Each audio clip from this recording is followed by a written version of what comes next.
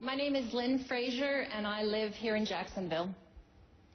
And for the Republican presidential candidates, my question is, I'm currently unemployed, and I've found myself unemployed for the first time in 10 years and unable to afford health care benefits.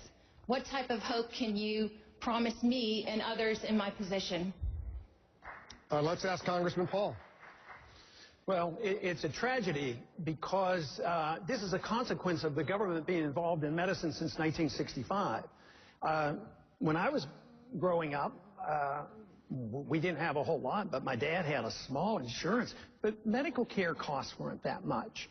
And you should have an opportunity. Medical care insurance should be given to you as an individual. So if you're employed or not employed, you just take care of that and you keep it up. When you lose a job, sometimes you lose your insurance. But the cost high, when you pump money into something like housing, costs and prices go up. If you pump money into education, the cost of education goes up. When the government gets involved in medicine, you don't get better care. You get cost goes up, and it distorts the economy. It leads to a crisis. But your medical care should go with you. You should get total deduction on it. It would be so much less expensive.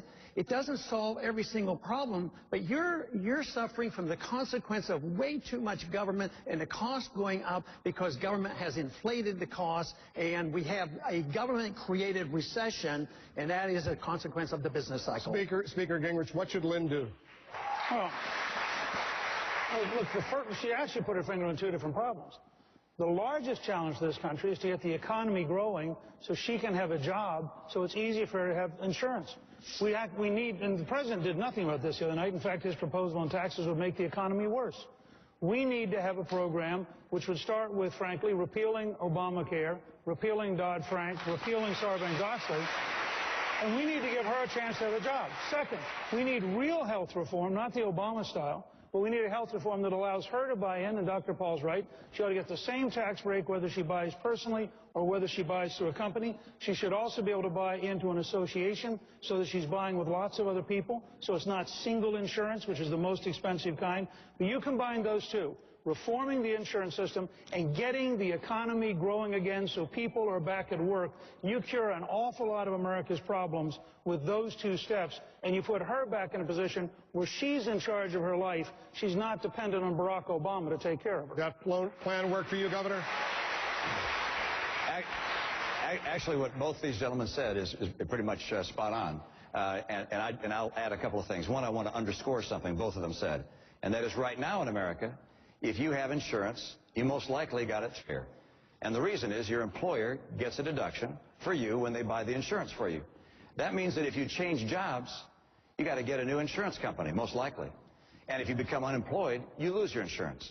That doesn't make sense. And if an individual wants to own their own insurance, they're not part of a big group. And so as a result, they get a very high rate. What we should do is allow individuals to own their own insurance and have the same tax treatment as companies get.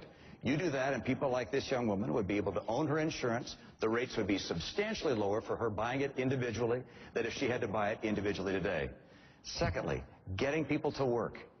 This president has failed the American people. He got up there and gave a speech last night. It was like Groundhog Day all over again. He said the same things and the same results we're seeing today. People are not working.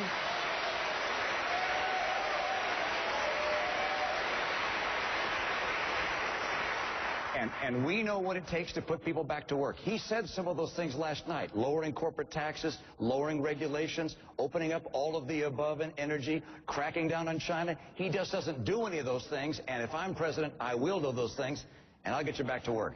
Thank you. All three of these folks sound great, and I agree with them. I would just add that health savings accounts, which I introduced 20 years ago with John Kasich, is really the fundamental reform of getting consumers back involved in the healthcare system.